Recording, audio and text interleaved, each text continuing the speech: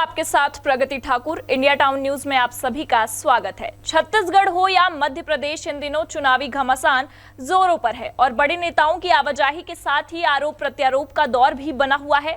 इन तमाम खबरों से रूबरू कराने से पहले आइए डालते हैं एक नजर इस वक्त की हेडलाइंस पर। अनुज शर्मा ने की इंडिया टाउन न्यूज से खास बात। पद्मश्री से सम्मानित छालीवुड एक्टर हैं भाजपा के प्रत्याशी, धरसीवा से आजमा रहे भाग्य।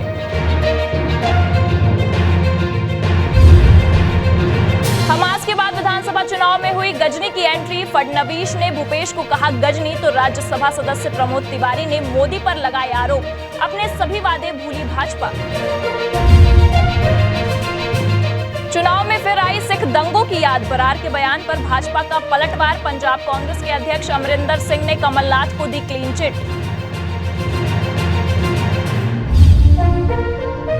दमोह में बीच शहर फैक्ट्री में हुआ विस्फोट, 3 की गई जान, 10 घायल। बिना अनुमति अवैध रूप से बनाए जा रहे थे पटाखे। ब्लास्ट के बाद चेता प्रशासन, जांच के दिए आदेश। खबरें अब विस्तार से। पद्मश्री अवार्ड से सम्मानित एवं छालीवुड के सुपरहिट एक्टर अनुज शर्मा को भारतीय जनता पार्टी ने धरसीवा विधानसभा से चुनावी मैदान में उतारा है। धरसीवा विधानसभा को बहुत ही अहम माना जाता है। अनुज शर्मा भी चुनाव प्रचार और जनसंपर्क के माध्यम से केंद्र सरकार की योजनाओं को जन जन तक लेकर पहुंच रहे हैं और जनता से रूबरू होकर उनकी समस्याओं के निराकरण करने का दावा भी कर रहे हैं। इंडिया टाउन न्यूज के संवाददाता प्रेम निर्मलकर ने छालीवुड स्टार भाजपा प्रत्याशी अनुज शर्मा से खास चर्चा की। हमारे जो अनुज शर्मा जी हैं ऐसे जानते हैं कि आप अब ऐसा क्या करते राजनीति में आए और जो राजनीति में आने के बाद छत्तीसगढ़ की सरकार की बात जो उम्मीदें आपकी हैं भाजपा सरकार की और बनाने की जो वादे आपने जो किए हैं तो कितना खरा उतरेंगे आप? 100%, क्योंकि छत्तीसगढ़ के का काम जो है 15 साल में भारतीय जनता पार्टी की सरकार ने किया और निश्चित रूप से मोदी जो कहते हैं करना जानते हैं। ये आपके लिए सब चुनौती रहेगी कि आप हमेशा सुपरहिट, जैसे मैंने आपको पहला फिल्म देखा था मुझे हुआ मैं काफ़ी आसक्ति रहा आपसे और जैसे आपने फिल्म लाने के बाद जो सब जिले में राज किए हैं तो क्या लगता है धरसीवा विधानसभा से आप भाजपा प्रत्याशी इसमें उतर रहे हैं तो जनता आपको इतना प्यार इसमें देंगे? बिल्कुल 100% देंगे।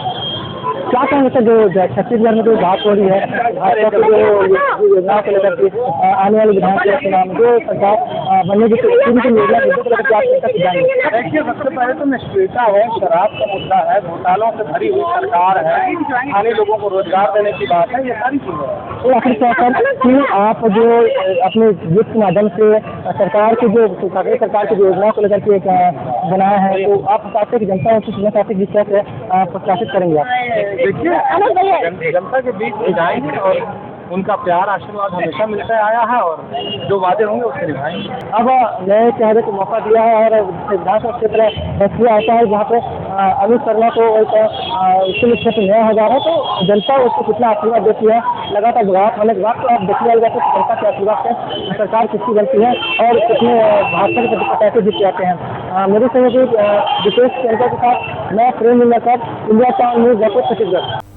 चुनावी संग्राम जोरों पर है। हर कोई विजय रथ पर सवार होना चाह रहा है। ऐसे में वार और तकरार भी खूब देखे जा रहे हैं, जिसमें हमास से लेकर फिल्मी कैरेक्टर को भी विधानसभा के चुनाव में एंट्री हो गई है।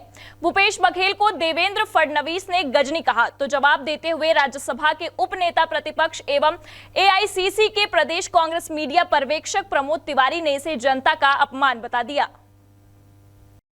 महाराष्ट्र के उप मुख्यमंत्री देवेंद्र फडणवीस ने छत्तीसगढ़ के मुख्यमंत्री भूपेश बघेल को गजनी कहा है, जिस पर रायपुर प्रवास के दौरान स्थानीय राजीव भवन में प्रेस वार्ता लेकर राज्यसभा के उप नेता प्रतिपक्ष एवं एआईसीसी के प्रदेश कांग्रेस मीडिया पर्यवेक्षक प्रमोद तिवारी ने देवेंद्र फडणवीस के बयान पर कहा कि गजनी एक विलन था और उसकी तुलना छत्तीसगढ़ की जनता के 2/3 बहुमत से बनी सरकार से करना छत्तीसगढ़ की जनता का अपमान है। प्रमोद तिवारी ने कहा कि मुख्यमंत्री भूपेश बघेल छत्तीसगढ़ के किसानों, युवाओं एवं आदिवासियों सर्व समाज के नायक हैं और राज्य की ओबीसी समाज का अभिमान है। मुख्यमंत्री भूपेश बघेल को गजनी बोलकर देवेंद्र फडणवीस ने राज्य के सर्वहारा वर्ग का अपमान किया है। कांग्रेस ने 2018 में जनता से जो वादा किया उसे मुख्यमंत्री भूपेश बघेल ने 95% से अधिक पूरा किया है। इतिहास में गजनी एक खलनायक और हमारे मुख्यमंत्री जी छत्तीसगढ़ के नायक हैं। तो ये अपमान बघेल जी का नहीं है, ये सब छत्तीसगढ़ियों का अपमान है, सारे छत्तीसगढ़ की जनता का अपमान, छत्तीसगढ़ का अपमान। संवैधानिक पद पर बैठे हुए मुखिया के लिए जो उन्होंने अपमानजनक भाषा की है, हम उनकी और उनके बयान की और संपूर्ण भाजपा की भर्त्सना करते हैं। प्रमोद तिवारी ने पलटवार करते हुए फडणवीस के बयान के बहाने मोदी पर निशाना साधा। लगता है ये बयान उन्होंने अपने दो बड़े आकाओं और नेताओं के कहने पे दिया है, या तो प्रधानमंत्री जी अमित शाह जी उनको दंडित करें, और नहीं तो हम ये समझेंगे कि भाजपा का दोनों नेताओं के लिए छाया कर दिया गया। रायपुर से Prem Nirmalkar, India town news. Chhattisgarh में अगले महीने प्रस्तावित चुनाव के लिए कुछ ही दिन शेष रह गए हैं, जिसके चलते सभी राजनीतिक पार्टियां अपनी अपनी तैयारियों में जोर शोर से जुटी हुई हैं। पक्ष और विपक्ष में सियासी बयानबाजियों का दौर भी शुरू हो गया है। इसी बीच मंगलवार को बीजेपी ने अपना चुनावी एंथम लॉन्च किया है। बीजेपी ने इसे छत्तीसगढ़ी, हल्बी, गोंडी 3 भाषाओं में वीडियो बनाकर रिलीज किया है। बीजेपी के एंथम की लॉन्चिंग कार्यक्रम में पूर्व मुख्यमंत्री डॉक्टर रमन सिंह, सह प्रभारी नितिन नबीन, पूर्व मंत्री बृजमोहन अग्रवाल के अलावा कई नेता और कार्यकर्ता मौजूद थे।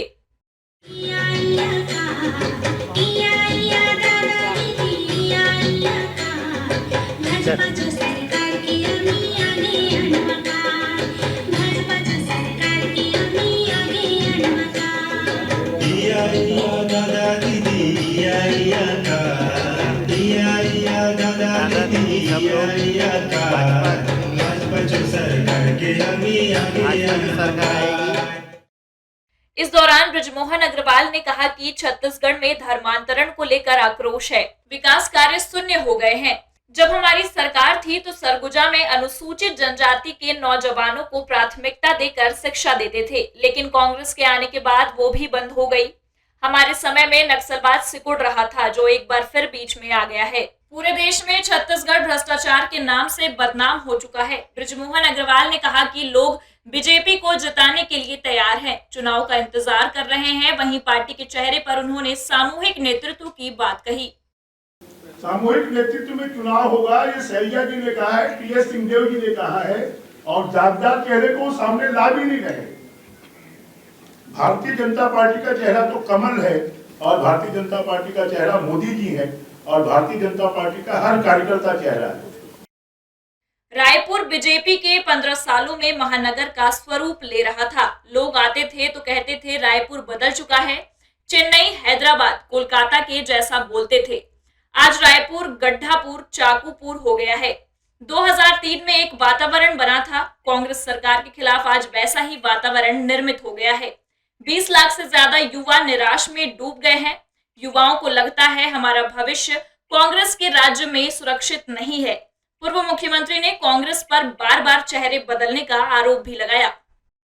हमने तो कोई चेहरा नहीं लाया, मगर कांग्रेस ने अपने 1 महीने के अंदर उन्होंने शुरुआत की भूपेश को मुख्यमंत्री प्रोजेक्ट करने के लिए। भूपेश है तो भरोसा है, बड़े बड़े पोस्टर, बड़े बड़े बैनर लग गए थे, भूपेश है तो भरोसा है, मगर रातों रात ये उतर गए, भरोसे की सरकार हो गई। और केंद्रीय कांग्रेस के नेतृत्व को कहना पड़ा कि अब हम सामूहिक नेतृत्व की ओर जाएंगे।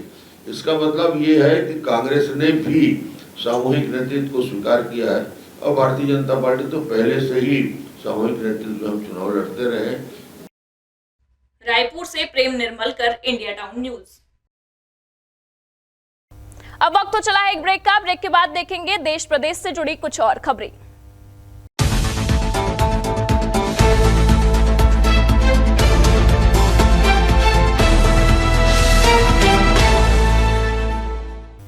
ब्रेक के बाद आपका स्वागत है। इंदौर में कांग्रेस की नामांकन रैली के दौरान पंजाब कांग्रेस अध्यक्ष अमरिंदर सिंह बरार ने 1984 के सिख दंगों को लेकर कमलनाथ को क्लीन चिट दी। उनके बयान पर विवाद की स्थिति बन गई है। भाजपा ने इस पर पलटवार करते हुए कहा है कि पंजाब कांग्रेस के अध्यक्ष इंदौर आकर झूठ परोस रहे हैं। इंदौर में कांग्रेस की रैली के दौरान पंजाब कांग्रेस के अध्यक्ष अमरिंदर सिंह बरार ने अपने संबोधन में सिख दंगों का जिक्र किया। उन्होंने पूर्व सीएम कमलनाथ को क्लीन चिट देते हुए कहा कि 1984 के सिख दंगों को लेकर इस प्रदेश में दुष्प्रचार किया जा रहा है। उन्होंने कहा, मैंने अब तक नहीं देखा कि कमलनाथ की सिख दंगों में कोई भूमिका थी। भाजपा को कमलनाथ से डर लगता है, इसलिए इस तरह की बात फैलाई जा रही है। जो कूड़ प्रचार इस प्रदेश के अंदर चंद लोग सरदार बनकर कह रहे हैं कि कमलनाथ जी ने सरदारों के ऊपर अत्याचार किया है। मेरी उम्र 44 साल की है, मैं कैबिनेट मंत्री भी रह चुका हूं। मैंने आज तक नहीं सुना और मैंने आज तक नहीं देखा और मैंने आज तक किसी प्रकार कोई ऐसी अन्याय करते हुए कमलनाथ जी को सरदारों पर नहीं देखा। इस प्रकार का कूड़ प्रचार किसी सरदार के करना, मैं समझता हूं उसको हमारा भगवान भी माफ नहीं करेंगे, गुरु ग्रंथ साहब महाराज जी। बरार के बयान पर भाजपा ने पलटवार किया है। पार्टी के प्रदेश प्रवक्ता नरेंद्र सलूजा ने कहा कि सिख दंगों को लेकर बरार ने झूठ परोसा है। उन्होंने न तो कमलनाथ की भूमिका को लेकर सुना है और न देखा है। सिख दंगों को 39 वर्ष हो गए हैं और बरार 45 वर्ष के हैं, इसलिए उनको सिख दंगों की सही जानकारी नहीं है। सलूजा ने तो यहाँ तक कहा कि पंजाब कांग्रेस के अध्यक्ष अमरिंदर सिंह बराड़ आ जाए और बड़े आश्चर्य की बात है, वो कमलनाथ जी को क्लीन चिट दे रहे हैं। कह रहे हैं 84 के दंगों में मैंने कमलनाथ जी के बारे में नहीं सुना, नहीं देखा। अरे अमरिंदर सिंह बराड़ जी, आपकी उम्र 44 से 45 वर्ष की आज है। 39 साल पहले दंगे हुए, उस समय आप 6-7 वर्ष के दूध पीते बच्चे थे। आप कहाँ से देखेंगे, कहाँ से सुनेंगे? और आप किस आधार पर क्लीन चिट दे रहे हैं? आप कह रहे हैं कि कोई गवाह नहीं। अरे प्रत्यक्षदर्शी भी, गवाह भी और एसआईटी जांच भी चल रही। 84 का दोषी कोई भी नहीं बख्शा जाएगा। बहरहाल चुनाव में एक बार फिर सिख दंगों का मुद्दा उठ गया है। इंदौर से V Devashish, India town News. Vindhya Janata Party का गठन होने के बाद नारायण त्रिपाठी मैहर विधानसभा क्षेत्र से चुनाव मैदान पर उतर चुके हैं। उन्होंने सतना जिले की 7 में से 4 विधानसभा क्षेत्र के प्रत्याशी घोषित किए हैं। नारायण त्रिपाठी ने कहा कि हमने अभी तक 32 प्रत्याशियों की सूची प्रदेश में जारी की है। हमारे सभी प्रत्याशी जीतने पर हम विंध्य जनता पार्टी का कोई आदिवासी मुख्यमंत्री बनाएंगे। हम किसी पार्टी का समर्थन नहीं करेंगे। विंध्य प्रदेश की मांग करने वाले मैहर विधानसभा क्षेत्र के पूर्व विधायक नारायण त्रिपाठी ने मध्य प्रदेश की 32 सीटों पर अपनी पार्टी गठित होने के बाद प्रत्याशी उतारे हैं और चुनावी मैदान पर मैहर विधानसभा क्षेत्र से नारायण त्रिपाठी खुद आ चुके हैं। नारायण त्रिपाठी ने मीडिया से बात करते हुए कहा कि विंध्य जनता पार्टी का गठन होने के बाद हमें 3 दिन का समय मिला है और इन 3 दिनों में हमने प्रदेश की 32 विधानसभा सीटों पर अपने प्रत्याशी उतारे हैं, जिनमें से 5 महिलाएं, 7 एसटी वर्ग के लोग शामिल हैं। विंध्य जनता पार्टी पर 32 लोगों को हमने प्रदेश में विंध्य क्षेत्र में प्रत्याशी खड़ा किया है, जिसमें 5 महिलाएं, 7 एसटी वर्ग के लोग, अन्य तमाम वर्ग के लोगों को हमने खड़ा करने का काम किया। हमें 3 दिन का समय मिला। 3 दिन में प्रत्याशियों का चयन किया। इस चयन में भी कहीं 2-2, 4-4 लोग भी आए। उसमें उन 2-4 को चयन करने में भी हमें परेशानी आई, तो तमाम कुछ लोग दुखी भी हुए। इससे सिद्ध होता है कि लोगों में उत्साह है, लोगों में जुनून है। लोग, आज मैं सतना में भी देखता हूँ, हरिओम गुप्ता हमारे सतना के प्रत्याशी हैं, चारों तरफ से जमावड़ा लगा उनको घेरने का। नारायण त्रिपाठी की विंध्य जनता पार्टी ने बीजेपी, कांग्रेस जैसे बड़े दलों की धड़कन तेज कर दी है। ऐसे में अब देखना यह होगा कि नारायण त्रिपाठी की विंध्य जनता पार्टी के क्या परिणाम सामने आएंगे, जिसके लिए नारायण त्रिपाठी को 3 दिसंबर का इंतजार करना होगा। सतना से Pradeep Kashyap, India town news.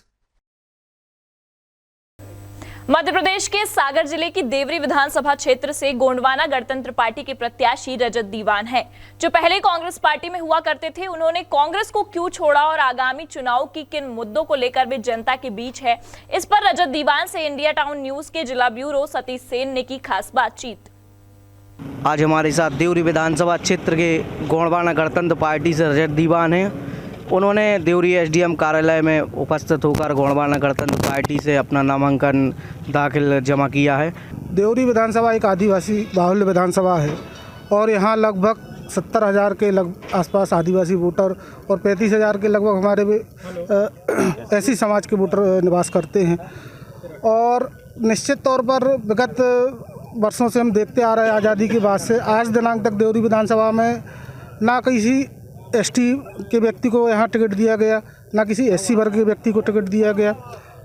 और इतनी बड़े समाज के नेतृत्व के लिए हमें आगे आना पड़ा। और बहुत बहुत धन्यवाद गोंडवाना गठबंधन पार्टी का, जो उन्होंने मुझे इस लायक समझा और टिकट प्रदान किया।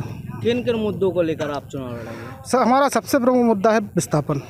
वर्तमान में जो सेंचुरी के नाम पर ग्रामों का विस्थापन हो रहा है, उसमें ऐसा नहीं कि केवल आदिवासी समाज निवास करती, सर्व समाज वहाँ निवास करती है, चाहे वो दलित समाज हो, एसटी समाज हो, ओबीसी समाज हो।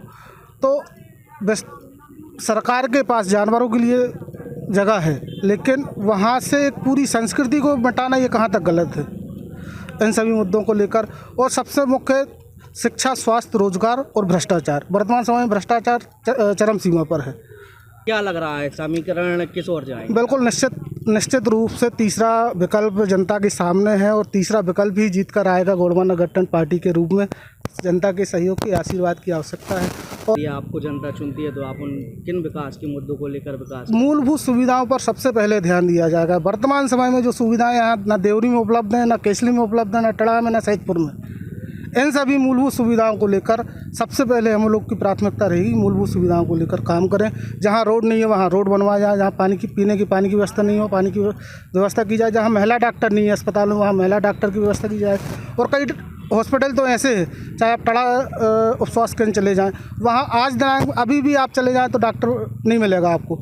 इस बार बिल्कुल प्रबल संभावनाएँ हैं कि यहाँ तीसरा विकल्प निकल कर आएगा, क्योंकि इनको 10 साल से देख रहे हैं कांग्रेस वालों को, और भाजपा वालों को 18 साल से मध्य प्रदेश सरकार के उसमें देख रहे हैं। तो निश्चित तौर पर जनता ऊब चुकी है। अब तीसरा विकल्प उनके सामने हाजिर है, तो उस पर वो मोहर लगाएगी। इसी के साथ हमारे साथ बात करने के लिए गोंडवाना गणतंत्र पार्टी के राष्ट्रीय महासचिव हैं, हम उनसे भी बात करेंगे।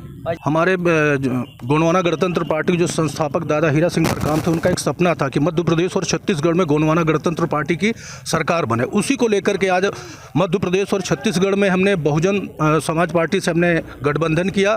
और जैसे ही गठबंधन हुआ तो SC, ST, OBC, माइनॉरिटी, एक खुशी की लहर, एक तीसरे विकल्प के रूप में मध्य प्रदेश और छत्तीसगढ़ में गोंडवाना गणतंत्र पार्टी बड़ी ताकत साथ उभर के सामने आई है। और आने वाली इसी 2023 में 17 तारीख को जो वोटिंग पड़ेगी, गोंडवाना गणतंत्र पार्टी मध्य प्रदेश में सरकार में हिस्सेदारी लेगी और छत्तीसगढ़ में हिस्सेदारी लेगी। और मध्य प्रदेश में बड़े पैमाने पर इस बार हमने युवाओं को मौका दिया है। आप देख रहे हैं रजत दीवान एक युवा है, और आप लोग अभी बोल रहे थे कांग्रेस में काम कर रहे थे, कांग्रेस को मदद करते थे, लेकिन पूरी निष्ठा, विश्वास, ईमानदारी, सच्चाई के साथ गोंडवाना गणतंत्र पार्टी का उन्होंने दामन थामा है। और आने वाले उसमें एक तीसरे विकल्प के रूप में देवरी विधानसभा में आपका प्रत्याशी है। कितनी सीट पर गोंडवाना गणतंत्र पार्टी अपने प्रत्याशी उतार रही है? 52 सीटों में गोंडवाना गणतंत्र पार्टी उतारी है, बाकी सीटों में बहुजन समाज पार्टी अपने प्रत्याशी उतार रही है। ऐसा हमारा उनके साथ गठजोड़ हुआ। गोंडवाना गणतंत्र पार्टी अपने 52 सीटों पर अपनी प्रत्याशी उतार रही है लगातार। अब देवरी विधानसभा क्षेत्र में देखना है कि किस और चुनावी माहौल जाता है। इंडिया टाउन न्यूज के लिए देवरी से सतीश सेन की रिपोर्ट। अब वक्त हो चला है एक और ब्रेक का। ब्रेक के बाद देखेंगे देश प्रदेश से जुड़ी तमाम खबरें।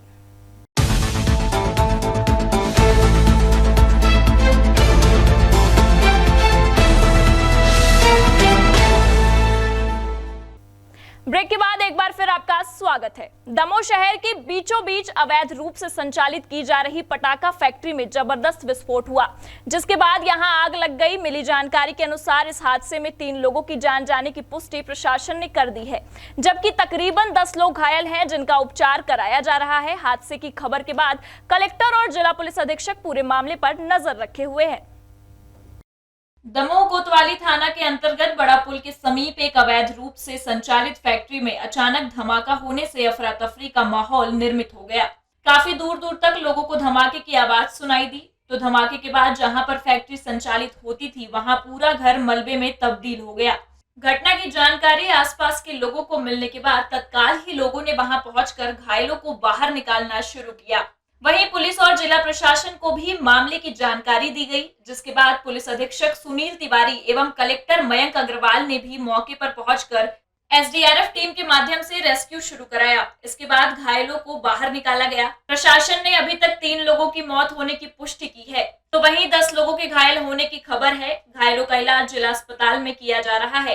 मालूम हो कि आगामी दिनों में दीपावली का त्योहार है, इसको लेकर के इस फैक्ट्री में अवैध तरीके से पटाखे का निर्माण किया जा रहा था। हालांकि प्रशासनिक जानकारी के मुताबिक जिसके नाम पर यह फैक्ट्री संचालित की जा रही है, उसे शहर से बाहर पटाखा निर्माण किए जाने की अनुमति मिली थी, लेकिन बीच शहर में किस तरह से यह फैक्ट्री संचालित कर रहा था, इस मामले की जांच के आदेश भी कलेक्टर ने दिए हैं।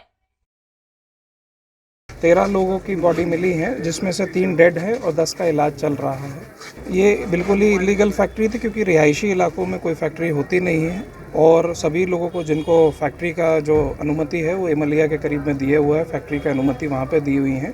यहाँ पे कोई लीगल कोई फैक्ट्री नहीं, क्योंकि जो हमारी फैक्ट्रीज हैं उसको तो रेगुलेट किया जाता है। ये जो भी गतिविधि है गड़बड़ी है और इसके मजिस्ट्रियल जांच कैसे कराएंगे। घायलों का आंकड़ा है 10 लोग घायल हैं जिनका इलाज चल रहा है और 3 लोगों की बॉडी मिली है डेड। ये अभी जो हादसा हुआ है इसमें एक अवैध पटाखा फैक्ट्री यहाँ पर संचालित की जा रही थी, उसमें 10 लोग अभी घायल हैं और 3 लोगों की मृत्यु हो चुकी है।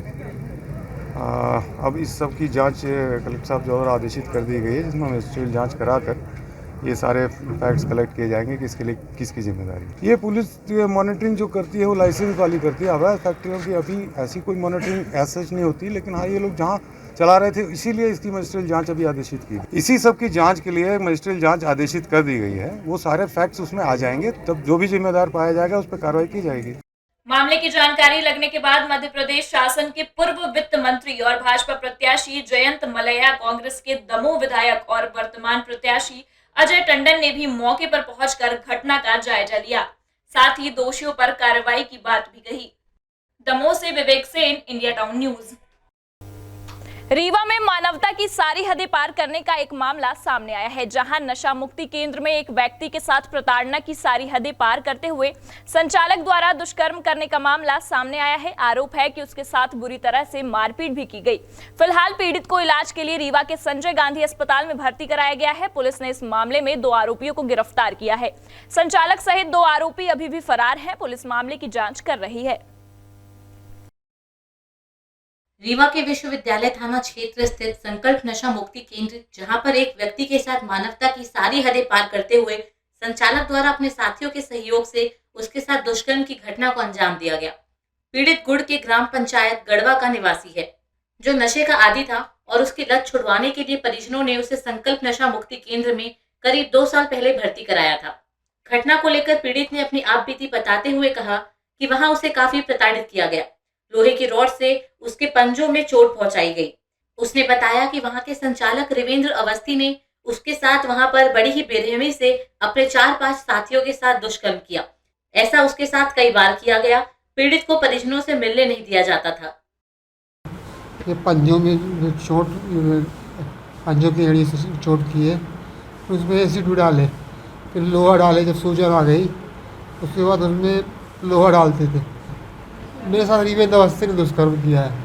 377 में कई बार किया वो। रविंद्र अवस्थी मेरे साथ करता था, ये नाइट में करता था। ये परिजनों को आपने जानकारी दी थी क्या? किसी को नहीं मिलने देते थे। पीड़ित के परिजनों की शिकायत पर पुलिस ने 377 के तहत अन्य धाराओं के तहत संचालक सहित 5 लोगों पर मामला दर्ज किया है, जिसमें से 2 लोगों को गिरफ्तार कर लिया गया है और संचालक सहित 3 लोग अभी फरार हैं। फिलहाल पुलिस इस मामले की जांच में जुटी हुई है। विश्वविद्यालय पुलिस की टीम फोरेंसिक की टीम के साथ संकल्प नशा मुक्ति केंद्र पहुंची और वहां पर मामले की जांच कर सबूत जुटाए और वहां मौजूद अन्य लोगों से पूछताछ की। उनके एक परिजन को 2 साल पहले संकल्प नशा मुक्ति केंद्र में एडमिट कराया गया था नशे से दूर करने के लिए 2021 में, और तब से वो 2-2.5 साल से करीब वहीं पे एडमिट थे। और उनको कल जानकारी मिली, एक दिन पहले जानकारी मिली कि उनके परिजन को हॉस्पिटल में एडमिट करके कोई ऑपरेशन किया गया है। और जिसके आधार पे फिर जब पता किए और अपने परिजन से बात किया तो परिजन ने बताया कि उसके साथ अप्राकृतिक कृत्य होता है और उसके साथ मारपीट भी हुई है, और जिसके आधार पे फिर हमने इसमें 377 और अन्य धाराओं में इसमें FIR इसमें दर्ज की है। फिलहाल पुलिस इस मामले की जांच में जुटी हुई है। विश्वविद्यालय पुलिस की टीम फोरेंसिक की टीम के साथ संकल्प नशा मुक्ति केंद्र पहुंची और वहां पर मामले की जांच कर सबूत जुटाए और वहां मौजूद अन्य लोगों से पूछताछ की। मोहम्मद शमीम सौदागर, India town news, Rewa. Jabalpur की ओमती थाना पुलिस और क्राइम ब्रांच की टीम ने 3 शातिर मोबाइल चोरों को गिरफ्तार किया है, जिनके पास से करीब 3 लाख के 12 मोबाइल जब्त किए गए हैं। जबलपुर पुलिस ने 2 आरोपियों के कब्जे से 3 लाख करीब कीमत की 12 मोबाइल फोन बरामद किए हैं।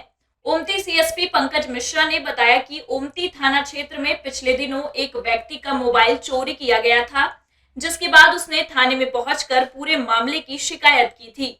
शिकायत के बाद घटना क्षेत्र के सीसीटीवी फुटेज खंगाले गए, जहां सीसीटीवी फुटेज में मोबाइल चुराते हुए कैद हुए आरोपियों की पतासाजी के लिए क्राइम ब्रांच और ओमती थाना पुलिस की टीम लगी हुई थी, जिसके बाद 3 युवकों को पुलिस ने मोबाइल चोरी के संबंध में गिरफ्तार किया है। आरोपियों से 12 मोबाइल फोन करीब 3 लाख कीमत के बरामद किए गए हैं। आरोपियों पर विभिन्न धाराओं के तहत मामला दर्ज किया गया है और न्यायालय के समक्ष पेश किया गया है। सिविक सेंटर में के पास में एक आदमी मोबाइल काले बैग में रख करके और सूचना मिली कि वो राहगीरों को सस्ते दामों में बेच रहा है, तो जाकर उससे पूछताछ की गई तो उसका नाम उसने अपना नाम आमिर खान बतलाया और उसके पास से हमें 5 मोबाइल जब्त हुए थे।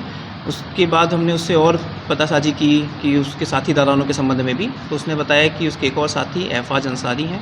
तो जब उसका पता किया गया तो वो भी हनुमानताल क्षेत्र का रहने वाला था और 5 मोबाइल उससे भी हमें जब्त हुए हैं, 4 मोबाइल अभी। और इनके एक और साथीदार हैं सौरभ विश्वकर्मा, उससे भी जब पूछताछ की गई तो उसके पास से भी 10 मोबाइल अभी मिले थे। 10 में से 7 मोबाइल उसने अभी बेच दिए हैं, 3 मोबाइल हमें जब्त हुए हैं। तो उसके संबंध में अभी 2 थानों में FIR है और बाकी और मोबाइल के संबंध में हम लोग पूछताछ कर रहे हैं कि जिन जिन थानों में जहाँ जहाँ भी मामले होंगे तो उनको भी सूचित किया जाएगा और इस पर विधिवत वैधानिक कार्रवाई करके और उन्हें कोर्ट में प्रस्तुत किया जाएगा। जबलपुर से Shiv Prasad Vishwakarma, India town news.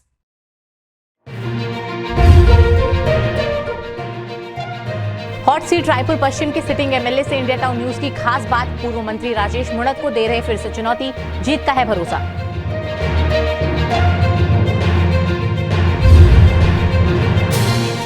Dharsiwa प्रत्याशी डॉक्टर अमीन ने किया जीत का दावा, इंडिया टाउन न्यूज पर दिया एक्सक्लूसिव बयान। अनुज शर्मा और छाया वर्मा नहीं चुनौती, जनता का मिल रहा सहयोग।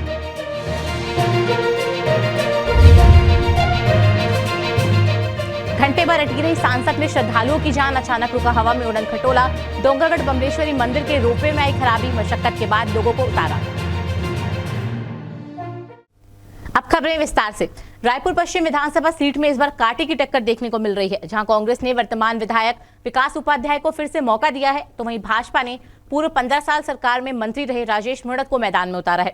नामांकन के अंतिम दिन कांग्रेस प्रत्याशी विकास उपाध्याय अपनी पत्नी के साथ बुलेट में सवार होकर नामांकन दाखिल करने कलेक्ट्रेट पहुंचे। इस दौरान इंडिया टाउन न्यूज के संवाददाता प्रेम निर्मलकर ने उनसे एक्सक्लूसिव बातचीत की। अब आप स्टेशन जा रहे हैं, किन किन मांगों को लेकर जा रहे हैं?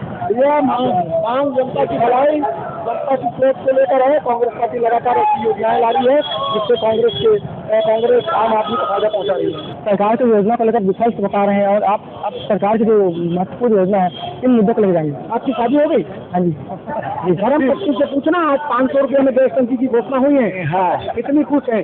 बिजली बिल आप पटाते हो कि पत्नी पटाती है? हम बढ़ाते सर, हम बढ़ाते हैं ना। नीचे लिख कर आता है मुख्यमंत्री हाथ योजना में आपके घर का बिजली बिल आधा हुआ। 25,000 लोगों को रायपुर राजधानी में मकान का पट्टा मिला है। Swami Atmanand English medium school, Swami Atmanand school योजना के माध्यम से KG से PG तक, मतलब KG स्कूल से PG पोस्ट ग्रेजुएशन तक 1 रुपया नहीं लगेगा। स्वास्थ्य के क्षेत्र में हमारा अस्पताल, हमारे क्लिनिक, एक भी दवाई का पैसा नहीं लगेगा। तो सरकार घर में भी आवाज दे रही है, सरकार घर में पैसा बचा रही है। आप अपने घर में जाकर पूछिएगा कौन सी सरकार चुनना है तो भाभी कांग्रेस की सरकार बोलेगी। हमारे देश विकास उपाध्याय जो अपने पत्नी के साथ यहाँ नामांकन भरने आए हैं, नामांकन के साथ जो यहाँ पे जो प्रत्याशी हैं वो एक बड़े दावा किया है कि छत्तीसगढ़ में जो पश्चिम विधानसभा जो काफी भारत माने जाने वाली क्षेत्र है उसमें लेकर के अब भारतीय जनता पार्टी को टक्कर देने के लिए कांग्रेस के द्वारा अपने जीत कराएंगे और कांग्रेस की सरकार बनाएंगे। मेरे साथ विशेष खबर के साथ मैं प्रेम निर्मलकर। छत्तीसगढ़ के विधानसभा चुनाव के दूसरे चरण के नामांकन दाखिल करने के अंतिम दिन धारसीवा विधानसभा के जनता कांग्रेस छत्तीसगढ़ जे प्रत्याशी डॉक्टर अमीन खान बड़ी संख्या में कार्यकर्ताओं के साथ नामांकन फॉर्म दाखिल करने कलेक्ट्रेट कार्यालय पहुंचे। इस दौरान चुनाव की तैयारी को लेकर इंडिया टाउन न्यूज के संवाददाता प्रेम निर्मलकर ने बातचीत की। छत्तीसगढ़ में विधानसभा चुनाव को लेकर के नामांकन तारीख का आज अंतिम दिन है, जहां कलेक्टर कार्यालय रायपुर पहुंचते हैं। 10 विधानसभा क्षेत्र के हमारे बीच जनता दल कांग्रेस के प्रत्याशी है जो अब्दुल अजीज है। यहाँ पे बात करते हैं कि एक बड़ी चुनौती होगी, क्योंकि अब भारतीय जनता पार्टी ने अपनी बड़े लोकप्रिय चेहरा छत्तीसगढ़ स्टार अनुज शर्मा को यहाँ पे मैदान पर उतारा है, तो वहीं कांग्रेस पार्टी ने छाया वर्मा को मैदान पर उतारा है। तो लगातार जो राजनीतिक पार्टी है एक अपनी सक्रियता बढ़ा रही है और ऐसे में एक जनता दल कांग्रेस की पार्टी है एक काफ़ी अपने लोग जो आकर जनता के पास जा रहे हैं, किन किन मुद्दे को लेकर के जा रहे हैं और क्या आपकी प्रमुख मांगे होंगी जो जनता के अगर आपकी जनता की सरकार बनती है तो क्या क्या वादे पूरा करेंगे, क्या कहेंगे? धरसिया विधानसभा औद्योगिक क्षेत्र होने की वजह से वहाँ सबसे बड़ी जो समस्या हमारी युवाओं को और युवतियों को, जो हमारे पढ़े लिखे बच्चे हैं उनको नौकरी नहीं दी जा रही है, इसका भी हम पूरा मेहनत करेंगे कि उनको नौकरी दी जाए। दूसरी बात यह है कि क्षेत्र में जो व्याप्त समस्या है, आज 20 साल में नाली, रोड, सड़क, स्वास्थ्य, शिक्षा, इस पर कोई काम नहीं किया गया। इस पर हम करने की पूरी कोशिश करेंगे और मैं क्षेत्रीय हूँ, इसलिए क्षेत्र की जनता का मेरे को पूरा आशीर्वाद मिलेगा। बस इसी शुभकामना से। बड़ी चुनौती भी है आपके सामने, क्योंकि भाजपा के बड़े दिग्गज चेहरा है, नया चेहरा है, लेकिन बट क्या लोकप्रियता है कि छत्तीसगढ़ी कलाकार पद्मश्री भी अवार्डेड है और कांग्रेस के जो नेत्री हैं छाया वर्मा भी राज्यसभा सांसद भी रही है, तो उनके सामने जैसे कि आप जो मैदान उतर रहे हैं तो जनता से कितना आशीर्वाद आपको मिलता है? जनता का मैं क्षेत्र का हूँ, इसलिए मुझे धरसिया क्षेत्र का होने के नाम से पूरा आशीर्वाद मिलेगा और निश्चय ही मेरी जीत होगी। ये आशीर्वाद सबका मिलेगा क्षेत्र की जनता का। क्या चाहेंगे आप जनता के बीच जा रहे हैं तो किन किन प्रमुख मुद्दे को लेकर के जनता के पास जा रहे हैं और क्या जनता की मांग को आप पूरी करेंगे? हमारी एक जनता कांग्रेस डे की जो 10 कदम गरीबी खत्म, उस पर हम काम करेंगे और निश्चय ही क्षेत्र में जीत हासिल करेंगे। देखिए हमारे बीच धरसिया विधानसभा के आमिर जी, उनके द्वारा कहा गया कि छत्तीसगढ़ में जो धरसिया विधानसभा क्षेत्र जो काफ़ी संसदीय क्षेत्र है, 20 दिसंबर को मतगणना होगी तो उसके परिणाम आने वाले हैं। तो इस परिणाम में देखने वाली बात है कि जनता धरसिया विधानसभा को कितना आशीर्वाद भी है। योगी जनता कांग्रेस के प्रत्याशी उनके द्वारा कहा गया कि अब किसी भी सरकार की जो आने वाले कार्यकाल को देखते जनता खुश नहीं है, अब हम हमारी सरकार बनाएंगे और जनता को सारी वादे पूरा करेंगे। यदि कहें कि के साथ मैं प्रेम इंडिया टाउन में जाकर सरगुजा जिले के तीनों विधानसभा के भाजपा प्रत्याशियों ने शहर में विशाल रैली निकाल कलेक्ट्रेट पहुंचकर सामूहिक नामांकन दाखिल किया। रैली का जगह जगह फूल माला और आतिशबाजियों के साथ भव्य स्वागत किया गया। सरगुजा शहर में नामांकन के अंतिम दिन भाजपा के द्वारा सामूहिक नामांकन रैली निकाली गई, जिसमें तीनों विधानसभा के भाजपा प्रत्याशियों के साथ पदाधिकारी एवं कार्यकर्ता बड़ी संख्या में मौजूद रहे और कलेक्ट्रेट कार्यालय पहुंचकर रिटर्निंग ऑफिसर के समक्ष नामांकन दाखिल किया। नामांकन रैली नगर के मुख्य मार्गों से होते हुए कला केंद्र मैदान पहुंचकर आमसभा में तब्दील हो गई, जहां झारखंड के पूर्व मुख्यमंत्री बाबूलाल मरांडी भी शामिल हुए एवं उन्होंने आमसभा को भी संबोधित किया। भाजपा के प्रत्याशियों ने सभा को संबोधित करते हुए प्रदेश में सरकार बनाने का दावा किया। सीतापुर का चुनाव तो बहुत अच्छा चल रहा है, क्योंकि ये सभी जानते हैं इस बार कोई प्रत्याशी नहीं, सीतापुर की जनता चुनाव लड़ रही है। ऐसा नहीं है, सीतापुर की जनता ने पत्र लिखकर हमें बुलाया और उनके जवाब के लिए हमने इस्तीफा देकर आई और भारतीय जनता पार्टी ने जनता के मांग पर हमें टिकट दिया है, तो इसलिए किसी प्रकार की चुनौती मैं नहीं मानता। चुनाव प्रचार कर रहे जनता कितना रिस्पांस मिल रहा है? बहुत अच्छा रिस्पांस है। जगह जगह पे जब हम जाते हैं तो आरती फूल माला से स्वागत करते हैं। बस और भारतीय जनता पार्टी की तीनों विधानसभा का प्रत्याशियों का नामांकन है और नामांकन के लिए हमारे बाबूलाल मरांडी जी जो पूर्व मुख्यमंत्री हैं झारखंड के, वो साथ में आए हुए हैं पार्टी की ओर से और बड़ी संख्या में पूरी रैलियों के साथ और पूरे सरगुजा की जनता जो तीनों विधानसभा की है वो आज पूरा नामांकन में शामिल हुआ है और आज पूरी ताकत के साथ, पूरे व्यवस्था के साथ पूरी पार्टी के लोग तीनों विधानसभा का नामांकन भर रहे हैं। जीत के लिए कितना आसान? तीनों विधानसभा की बात 100% इस बार सरकार बन रही है और तीनों विधानसभा हम लोग जीत रहे हैं। सरगुजा से Pradeep Mishra, India town news. Dongargarh से महज 1 किलोमीटर दूरी पर बसे ग्राम चौथना में एक गरीब किसान के घर पर सिलेंडर फटने से पूरा घर जलकर खाक हो गया। सिलेंडर फटने की जानकारी दमकल को दी गई, लेकिन उसके पहुंचने से पहले घर जलकर खाक हो चुका था। डोंगरगढ़ नगरीय निकाय क्षेत्र से महज 1 किलोमीटर की दूरी पर स्थित गांव चौथाना है, जहां पर सुबह बुजुर्ग महिला अनुसुईया बाई चाय बनाने के लिए गैस चालू कर रही थी। तभी अचानक गैस सिलेंडर पर आग लग गई। घबराकर बुजुर्ग महिला घर से जैसे ही बाहर निकली वैसे ही सिलेंडर ब्लास्ट हो गया। सिलेंडर ब्लास्ट हो जाने से पूरा घर जलकर राख हो गया। घर पर बुजुर्ग महिला के अलावा कोई नहीं था। घर में चाय बना होती तो चालू कर रहे था, अपने आप जल दे। सिलेंडर फट गए? हाँ, सिलेंडर तो का नुकसान हुआ है? बहुत नुकसान हो गए। घर दुआर वो पैसा कौड़ी इधर सब रखे रहे। वो जो गाड़ी बुझाए वाले आते थे आयरिस का? हाँ, आयरिस गाड़ी बुझाते पूरा जल दे दी। तू डाल बचे देता है तो डाल बुताई थे, सब जल दे, कुछ नहीं बचे। खाए के सोए के बैठे के। सिलेंडर फटने से लगी आग की चपेट में आकर घर का सारा सामान जलकर खाक हो गया।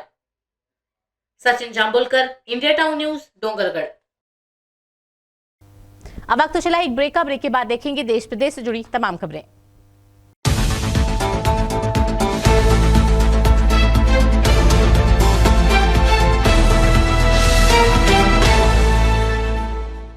ब्रेक के बाद आपका स्वागत है। राजनांदगांव जिले की धर्मनगरी डोंगरगढ़ से बड़ी खबर आ रही है, जहां मां बमलेश्वरी का दर्शन करने जा रहे श्रद्धालुओं को लेकर जा रही रोपवे की ट्रॉली अचानक बीच में ही फंस गई, जिसमें ट्रॉली में बैठे श्रद्धालुओं की सांसें अटकने लगी। तकरीबन 1 घंटे की कड़ी मशक्कत के बाद श्रद्धालुओं को सही सलामत नीचे उतारा गया, तब कहीं जाकर लोगों की जान में जान आई। डोंगरगढ़ के पहाड़ों में स्थित माता बमलेश्वरी का मंदिर अत्यधिक ऊंचाई पर है। यहाँ श्रद्धालुओं को लाने ले जाने के लिए रोपवे की सुविधा भी उपलब्ध है। रोपवे में बैठकर श्रद्धालु माता का दर्शन करने मंदिर जा रहे, तभी अचानक अत्यधिक ऊंचाई पर 6 ट्रॉली रुक गई। लगभग 1 घंटे तक दर्जन भर श्रद्धालु हवा में लटके रहे। उसके बाद किसी तरह तकनीकी कमियों को सुधार कर श्रद्धालुओं को सकुशल नीचे लाया गया। गनीमत यह रही कि इसमें किसी को कोई नुकसान नहीं हुआ। मिली जानकारी के मुताबिक मेंटेनेंस के अभाव के कारण तकनीकी समस्या आई थी। मंदिर ट्रस्ट के अध्यक्ष मनोज अग्रवाल ने बताया कि टेक्निकल फॉल्ट के कारण से रोपवे बीच में अटक गया था। अब रोपवे का मेंटेनेंस कार्य 4 दिनों तक चलेगा, जिसके बाद रोपवे का पुनः संचालन किया जाएगा। पूरे टोटल 12 लोग अटके थे। किस में अटके थे? ग्रुप राइडिंग में।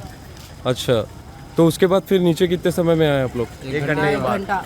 अच्छा, तो जा रहे थे कि वापस आ रहे थे आप लोग? वापस आ रहे थे। ठीक है ये कहना, पर श्रद्धालु जो भी बैठे थे ना पूरी तरह से सुरक्षित थे। सिर्फ रोपवे रुका था, वो टेक्निकल फॉल्ट दूर किया गया और फिर यात्रियों को फिर चला के ही उतारा गया है। नहीं, किसी किस्म की कोई दुर्घटना की कभी भी आशंका नहीं है। पूरी तरह से सुरक्षित है रोपवे। और रही बात जो 6 ट्राली जो कह रहे हैं आप, तो 3 ट्राली इधर से रास्ते में रहती है अप में और 3 ट्राली डाउन में रहती है। तो 6 ट्राली तो हरदम वो रनवे पे रहती 6। अभी नया रोपवे लगा है, तो रोपवे नया लगने से ना वो ढीला होता है, वो उसी का रिपेयरिंग का अभी है यहाँ पर जो शटडाउन ले रहे हैं कल से। और रोपवे पूरी तरह से सुरक्षित है, कभी भी किसी को कोई घबराने की आवश्यकता है। डोंगरगढ़ से Sachin Jambulkar, India town news.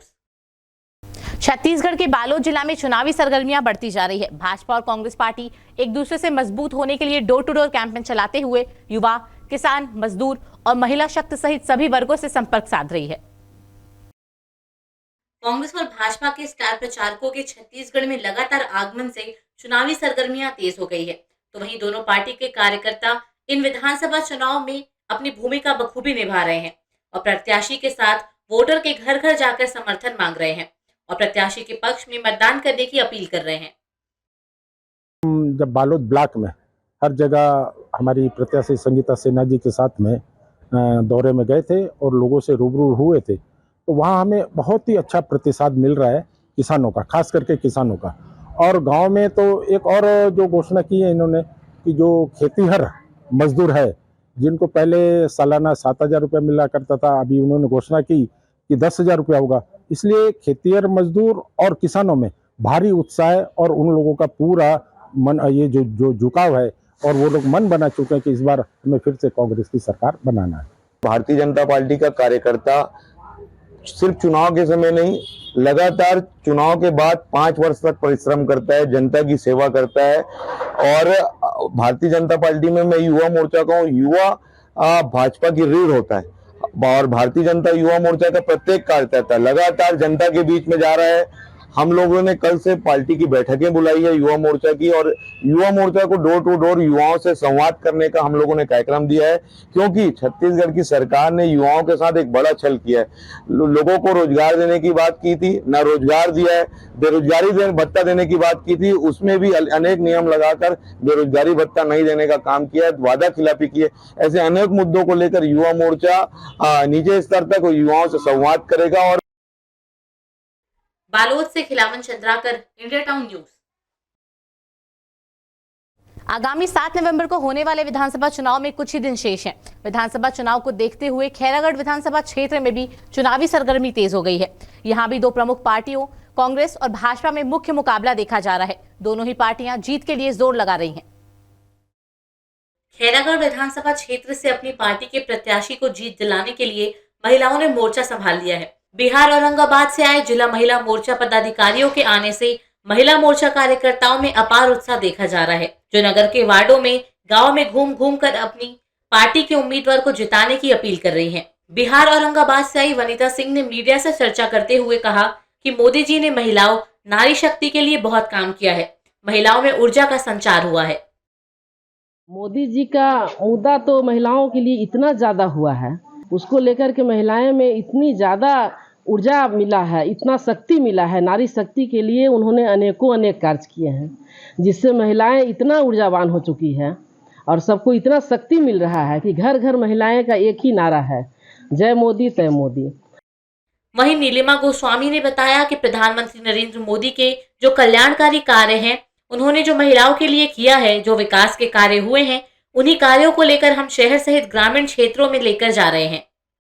तो हमारे मोदी जी हैं प्रधानमंत्री जी, जिनके हमारी बहनों के लिए बहुत ज़्यादा विकास का योजना है उनके पास, जैसे आवास का है, नल जल योजना ग्रामीणों में जैसे है, और किसानों के लिए है, शौचालय है, ऐसे बहुत सारी योजनाएं मतलब मोदी जी का, हमारे उज्ज्वला गैस का भी है। तो मोदी जी की जो योजना है वो हमारी बहनों के लिए बहुत लाभदायक है और सभी बहनें चाहती हैं कि इस समय भी हम भारतीय जनता पार्टी को ही जीताएं और अपनी सरकार बनाएं। Karan Singh Thakur, India town news, छुईकदान।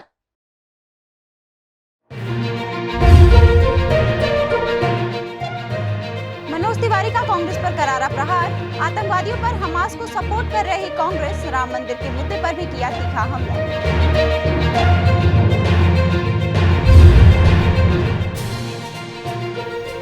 Narottam Mishra ने खुद को किया सीएम की रेस से बाहर, कहा एक विधायक के साथ मिल रहा एक मंत्री फ्री। कमलनाथ के गढ़ में गरजे मध्य प्रदेश के गृह मंत्री। पूर्व राज्यसभा सदस्य ने दिखाई मंडला में ताकत, नामांकन के साथ ही कांग्रेस को घेरा। भाजपा की उम्मीदवार हैं संपत्ति उइके।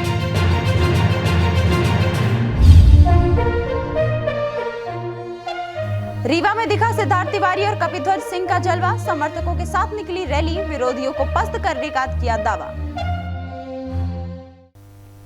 और अब खबरें विस्तार से। विधानसभा चुनाव में हमास की एंट्री हो गई है। भारतीय जनता पार्टी से दिल्ली के सांसद मनोज तिवारी सतना पहुंचे। उन्होंने कांग्रेस पर निशाना साधते हुए कहा कि कांग्रेस हमास को सपोर्ट कर रही है, सनातन को नष्ट करने की साजिश है। उन्होंने सीधे आरोप लगाते हुए कहा कि आतंकवादियों का सपोर्ट कर रही है कांग्रेस पार्टी। सतना में भारतीय जनता पार्टी ने अपना शक्ति प्रदर्शन किया और शहर के बीटीआई ग्राउंड से रैली के माध्यम से बीजेपी के प्रत्याशी बी फॉर्म जमा करने कलेक्ट्रेट कार्यालय पहुंचे। इस रैली में दिल्ली के भारतीय जनता पार्टी के सांसद मनोज तिवारी शामिल हुए। मनोज तिवारी ने मीडिया से बात करते हुए कहा कि जिन लोगों ने राम जी का मंदिर न बनने के लिए कमर कस लिया था, आज उनके सामने ही 22 जनवरी को रामलला भव्य मंदिर में विराजित हो जाएंगे। बीजेपी का मतलब है कि जो जनता चाहती है वह करना है और जो जनता चाहती है वही बीजेपी करती है। ये वही लोग हैं जो सड़क, स्कूल, अस्पताल तो छोड़ दीजिए, ये भगवान राम को भी काल्पनिक कहते थे और भगवान राम का मंदिर अयोध्या में न बने, भगवान राम उसी तंबू में पड़े रहे, इसके लिए बड़े बड़े वकील, यही कांग्रेस कपिल सिब्बल सहित, सलमान खुर्शीद सहित बड़े बड़े वकील डालती थी। आज भारतीय जनता पार्टी ने क्या किया? आज भारतीय जनता पार्टी ने उस भगवान श्री राम का भव्य मंदिर बना करके 22 फरवरी को उसकी शुरुआत है। मध्य प्रदेश में कर्नाटक दोहराने को लेकर कहा कि यह मध्य प्रदेश है, जिस प्रकार कांग्रेस ने रुलाया था किसको नहीं याद है। कांग्रेस का कहना है कि भाजपा राम को अपना बता रही है। इस बारे में मनोज तिवारी ने कहा कि उनको कौन रोका था अपना बताने के लिए। उन्होंने कहा था कि राम हमारे है ही नहीं, राम का अस्तित्व नहीं था, राम काल्पनिक है। हम इस चुनाव में चारों राज्य जीत कर रहे हैं। कांग्रेस पार्टी तो सनातन धर्म नष्ट करने की बात कह रही है, या तो हमास को सपोर्ट कर रहे हैं, आतंकवादियों को सपोर्ट कर रहे हैं कांग्रेस पार्टी। कांग्रेस मतलब आतंकियों का पैरोकार, कांग्रेस मतलब सनातन धर्म को नष्ट करने की साजिश। धर्म अधर्म के रास्ते पे कांग्रेस है। वो कभी कभी जनता को गुमराह करने की कोशिश करती है, लेकिन जब सत्ता में आती है तो क्या होता है, वो हमास का सपोर्ट करती है। आपने देखा होगा इजराइल में निर्दोष लोग कलाकार गाना गा रहे हैं, दुनिया भर के बच्चे वहाँ इकट्ठे होकर के छुट्टी मना रहे हैं, और अचानक से हमास के आतंकवादी आते हैं और गर्दन काटते हैं, महिलाओं के को मारते भी और लाशों से रेप करते हैं। और राहुल गांधी उस हमास का सपोर्ट करते हैं, कांग्रेस उस हमास का सपोर्ट करती है। मनोज तिवारी के इस बयान के बाद दावा किया गया भारतीय जनता पार्टी की जीत तय है। सतना से Pradeep Kashyap, India town news. Agar विधानसभा से भारतीय जनता पार्टी उम्मीदवार मधु गहलोत ने छावनी नाका से पार्टी के वरिष्ठ पदाधिकारी एवं कार्यकर्ताओं के साथ विशाल रैली निकालकर दल बल के साथ नामांकन दाखिल किया। इस विशाल रैली में केंद्रीय मंत्री वीरेंद्र कुमार खटीक भी शामिल हुए। आगर शहर में भाजपा के द्वारा विशाल नामांकन रैली निकाली गई। इस अवसर पर केंद्रीय मंत्री वीरेंद्र कुमार खटीक, भाजपा जिला अध्यक्ष चिंतामन राठौर, विधानसभा चुनाव जिला संयोजक दिलीप संकलेचा, जिला प्रभारी सोनू गहलोत सहित हजारों कार्यकर्ता मौजूद रहे। कार्यकर्ताओं ने पार्टी का झंडा लेकर हर हर मोदी घर घर मोदी का नारेबाजी करते हुए शक्ति प्रदर्शन किया गया। छावनी नाके पर किसान मोर्चा जिला अध्यक्ष दिनेश परमार के द्वारा रैली का स्वागत किया गया। विश्वास इस बात को बता रहा है, इस विधानसभा क्षेत्र से भी मधु गहलोत जी बहुत अच्छे प्रचंड बहुमत के साथ जीत कर आने वाले। पूरे मध्य प्रदेश में भारतीय जनता पार्टी, चाहे हम बुंदेलखंड की बात करें, चाहे बघेलखंड की बात करें, चाहे महापोतल की बात करें, चाहे चंबल की बात करें, मालवा की बात करें, पूरे मध्य प्रदेश में भारतीय जनता पार्टी पक्ष में बहुत प्रचंड बहुमत के साथ पार्टी आगे आ रही है। आगर मालवा से Nazir Ahmad, India town news. विधानसभा चुनाव के लिए प्रत्याशियों के नामांकन दाखिल करने के आखिरी दिन कांग्रेस का गढ़ माने जाने वाले उत्तर विधानसभा के कांग्रेस प्रत्याशी आतिफ अकील ने शहर में शक्ति प्रदर्शन कर पदाधिकारी एवं कार्यकर्ताओं के साथ पहुंचकर नामांकन दाखिल किया। कांग्रेस पार्टी के लिहाज से प्रदेश की सबसे मजबूत मानी जाने वाली सीट उत्तर विधानसभा से कांग्रेस प्रत्याशी आतिफ अकील ने स्टेट बैंक चौराहे से अपनी रैली की शुरुआत की और समर्थकों की भीड़ के साथ कलेक्ट्रेट कार्यालय पहुंचकर नामांकन दाखिल किया। आतिफ अकील मौजूदा विधायक कांग्रेस के गद्दावर नेता आरिफ अकील के पुत्र हैं। आरिफ अकील 1998 से उत्तर विधानसभा से विजय हासिल कर रहे हैं। कांग्रेस पार्टी ने इस बार उनके पुत्र पर भरोसा जताया है।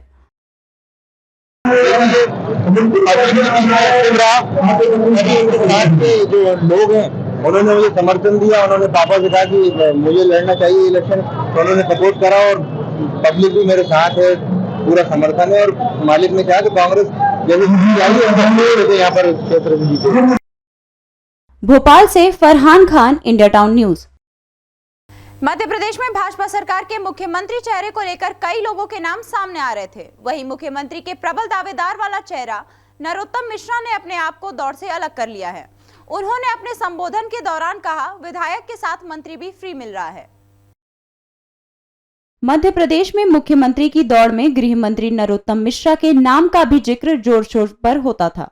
उन्हें मुख्यमंत्री पद के लिए बड़ा दावेदार माना जाता था, लेकिन बीजेपी की लिस्ट में उतरे कई दिग्गजों के बाद नरोत्तम मिश्रा का नाम मुख्यमंत्री की दौड़ से हटता नजर आ रहा है।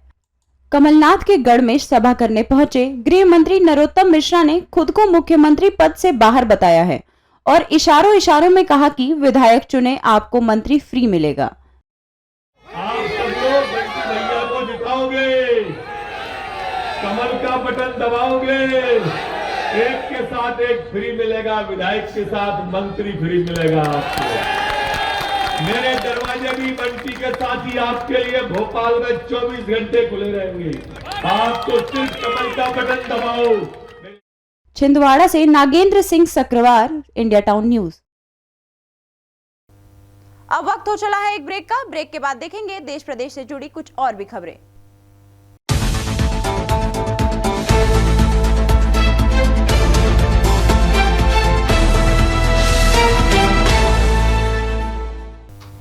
ब्रेक के बाद आपका स्वागत है। निर्वाचन के लिए नामांकन दाखिल करने के आखिरी दिन मंडला जिले के तीनों विधानसभा सीट मंडला, बिछिया और निवास से कांग्रेस के अधिकृत प्रत्याशियों ने अपने नामांकन दाखिल किए। तो वहीं मंडला से पूर्व राज्यसभा सदस्य संपत्ति उइके ने भी भाजपा से नामांकन भरा। भाजपा ने सिटिंग एमएलए देव सिंह श्याम की जगह संपत्ति उइके पर भरोसा जताया है। मंडला से कांग्रेस पार्टी के डॉक्टर अशोक मसरकोले, निवास से चैन सिंह वरकंडे और बिछिया से नारायण सिंह पट्टा ने अपना नामांकन दाखिल किया। तो वहीं भाजपा की तरफ से निवास विधानसभा क्षेत्र के प्रत्याशी केंद्रीय राज्य मंत्री और सांसद फग्गन सिंह कुलस्ते पूर्व में ही अपना नामांकन दाखिल कर चुके हैं। मंडला से भाजपा की प्रत्याशी पूर्व राज्यसभा सदस्य श्रीमती संपतिया उइके और बिछिया विधानसभा क्षेत्र से भाजपा प्रत्याशी डॉक्टर विजय आनंद मरावी ने अपना पर्चा भरा। जिला मुख्यालय में भाजपा और कांग्रेस ने नामांकन रैली के जरिए अपनी ताकत दिखाने की कोशिश की। कांग्रेस प्रत्याशी डॉक्टर अशोक मसरकोले ने राज राजेश्वरी मंदिर में पूजा अर्चना कर अपनी रैली की शुरुआत की, जो शहर भ्रमण करते हुए कलेक्ट्रेट पहुंची, जहां डॉक्टर अशोक मसरकोले ने अपना नामांकन दाखिल किया। मैं ऐसा उम्मीद करता हूं कि जो छूट गए हैं या अब तक हम कह रहे हैं कि मंडला जो हकदार था विकास का, उन सब बातों को लेके जनता के बीच में रहकर आप सब लोगों से चर्चा करके उन सब बिंदुओं को उठाएंगे और बहुत अच्छे से एक लड़ाई लड़ेंगे, संघर्ष करेंगे। हमारी सरकार भी रहती है, लेकिन हम किसी भी स्तर पर मंडला के विकास के किसी भी विषय पर हम समझौता नहीं करेंगे। हम अपनी बातों को बहुत मजबूती से रख के हम अपने हक की लड़ाई और मंडला के जो हक की लड़ाई को बराबर लड़ेंगे और हासिल करेंगे। इसके बाद भाजपा प्रत्याशी श्रीमती संपतिया उइके ने भी अपना नामांकन दाखिल किया। उनकी रैली जेल ग्राउंड से शुरू हुई और नगर के प्रमुख मार्गों से होते हुए कलेक्ट्रेट पहुंची, जहां उन्होंने अपना नामांकन प्रस्तुत किया। हमारे पंडित दीनदयाल उपाध्याय जी का कथन था, जो पार्टी के संस्थापक हैं, उनका कथन था कि अंतिम छोर के व्यक्ति तक ये योजनाएं चलें, और भारतीय जनता पार्टी ने बहुत ऐतिहासिक योजनाएं संचालित कर रहे हैं, जिसका लाभ आज हमारे एक एक व्यक्ति को, चाहे वो महिला हो, चाहे किसान हो, चाहे युवा हो, हर वर्ग के लोगों के लिए विकास की गाथा उन्होंने शुरू किया है। और मुझे पूर्ण विश्वास है कि भारतीय जनता पार्टी के विधानसभा निर्वाचन 2023 के नामांकन प्रक्रिया का अंतिम दिन होने के कारण रीवा के कलेक्ट्रेट में भी भारी भीड़ देखने को मिली। कलेक्ट्रेट परिसर में प्रत्याशियों ने अपने अपने नामांकन पत्र जमा किए, जिसमें प्रमुख रूप से त्योंथर विधानसभा से भाजपा प्रत्याशी सिद्धार्थ तिवारी राज एवं रीवा के चर्चित गुड़ विधानसभा से कांग्रेस प्रत्याशी कपिध्वज सिंह ने अपने अपने समर्थकों के साथ नामांकन पत्र दाखिल किया। रीवा जिले के त्योंथर विधानसभा से कांग्रेस छोड़ भाजपा में आए उम्मीदवार सिद्धार्थ तिवारी राज ने मीडिया के रूबरू होते हुए प्रधानमंत्री नरेंद्र मोदी के किए गए कार्यों तथा प्रदेश में शिवराज सिंह सरकार द्वारा किए गए कार्यों को गिनवाया। वहीं प्रदेश कांग्रेस को आड़े हाथों लेते हुए दो पिता और पुत्र की लड़ाई को मुद्दा बताया। साथ ही विंध्य कांग्रेस पर आरोप लगाते हुए कहा कि यह सामंत और दलालों की पार्टी बनकर रह गई है। कांग्रेस छोड़ने की वजह को बताते हुए कहा कि इस पार्टी में किसानों, नौजवानों की बात करने वालों का सम्मान और स्थान खत्म हो चुका है। साथ ही पूर्व मुख्यमंत्री कमलनाथ पर गंभीर आरोप लगाते हुए कहा कि वह सिर्फ अपने पुत्र के लिए पूरे कांग्रेस पार्टी को बर्बाद करके रख देंगे। 20 साल में बीमारू राज्य से मध्य प्रदेश आज विकसित राज्य हो गया है। चाहे वो सड़कें हों, किसानों के लिए सुव्यवस्था हो, अनुसूचित जाति जनजाति के हमारे भाई बहन हों, महिलाओं के जीवन के उत्थान में जो काम हो, और दूसरी तरफ सिर्फ दो पिता और उनके पुत्र, ये कांग्रेस पार्टी का मुद्दा है। खास तौर से विंध्य में कांग्रेस पार्टी सिर्फ सामंतों और दलालों की पार्टी बन करके रह गई है। कांग्रेस छोड़कर बीजेपी ज्वाइन करने की मुख्य वजह यह है कि कांग्रेस में युवाओं की बात करने वाला, किसानों की बात करने वाला, पार्टी के छोटे से छोटे कार्यकर्ता की बात करने वाला, इन सब लोगों का सम्मान और स्थान खत्म हो चुका है। गुड़ विधानसभा क्षेत्र से कांग्रेस प्रत्याशी कपिध्वज सिंह ने वर्तमान विधायक नागेंद्र सिंह को उनकी उम्र को लेकर आड़े हाथों लिया। उन्होंने कहा कि 85 वर्ष की उम्र में वह क्या जनता की सेवा करेंगे, उन्हें अब खुद सेवा करवाने की जरूरत है। भाजपा पर वार करते हुए उन्होंने कहा कि यहां भ्रष्टाचार और अत्याचार की लड़ाई प्रमुख है। प्रमुख मुद्दा नौजवान युवकों के बेरोजगारी को लेकर है। यहाँ के युवाओं को रोजगार न मिलने के कारण वह लगातार पलायन कर रहे हैं, जिसे रोकना बहुत जरूरी है। अगर हमारी सरकार आती है तो हम युवाओं के लिए सबसे पहले रोजगार की व्यवस्था करेंगे।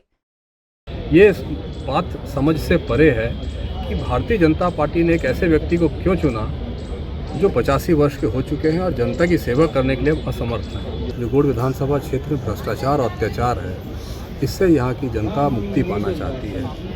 साथ ही गुड़ विधानसभा क्षेत्र पूरे मध्य प्रदेश में भारतीय जनता पार्टी की जो जन विरोधी नीति और रीति है, इससे भी जनता मुक्ति पाना चाहती है। हमारे क्षेत्र में मूलभूत सुविधाओं का अभाव है। यहाँ रोजगार है नहीं, जिस कारण से यहाँ की जो हमारे युवा हैं वो पलायन करने को विवश है। तो हम लोगों के यही मुद्दे हैं कि सबसे पहले तो अपनी फाउंडेशनल जो हमारा ढांचा है उसको मजबूत करें और उसके बाद आगे जो नई नई योजनाएं हैं, नए एक्सपेक्टेशंस हैं, उस पर हम लोग काम करें। रीवा से मोहम्मद समीम सौदागर, India town news. Vidisha Sironj से भाजपा प्रत्याशी उमाकांत शर्मा के नामांकन दाखिल के दौरान पूर्व मंत्री लक्ष्मीकांत शर्मा के नारे लगे और उनके पोस्टर लहराए गए। करीब 3 घंटे तक शहर में निकली रैली में लक्ष्मीकांत शर्मा छाए रहे। वह उमाकांत शर्मा के लिए उनके तस्वीर को अपने हाथ में थामकर उनका प्रतिनिधित्व करते नजर आए। इसके बाद सांसद राज बहादुर सिंह के साथ उमाकांत शर्मा ने अपना पर्चा जमा किया। विदिशा के छतरी चौराहे से रैली के साथ नामांकन जमा करने जा रहे भाजपा प्रत्याशी के पीछे चल रहे कार्यकर्ता और जनता अपने नेता पूर्व मंत्री लक्ष्मीकांत शर्मा के पोस्टर हाथ में थामे लहरा रहे थे। रैली शुरू होने के पहले हजारों की संख्या में उमड़े जनसमूह की सभा को संबोधित करते हुए उमाकांत शर्मा ने कहा कि यह चुनाव उमाकांत शर्मा नहीं बल्कि आप सब मेरे भाई लक्ष्मीकांत शर्मा बनकर लड़ रहे हैं। आज भले ही वह हमारे साथ नहीं है, लेकिन उनका आशीर्वाद हमारे साथ है।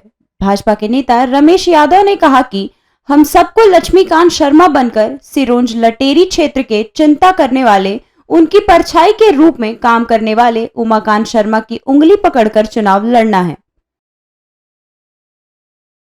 आज ही मैंने नामांकन पत्र दाखिल किया है और मैं इस अवसर पर पधारे माननीय नेतृत्व के प्रति धन्यवाद और कृतज्ञता ज्ञापित करता हूं, जिन्होंने आदरणीय मोदी जी, आदरणीय शिवराज जी, आदरणीय नड्डा जी, आदरणीय वी.डी. शर्मा हितानंद जी, माननीय सांसद जी और हमारे मंडल से लेकर दिल्ली तक के सभी संस्थाओं ने भारतीय जनता पार्टी के नेतृत्व में मेरे पर विश्वास व्यक्त कर प्रत्याशी बनाया। उसके प्रति धन्यवाद अर्पित करते हुए जनता जनार्दन को आज पधारने के लिए भी धन्यवाद।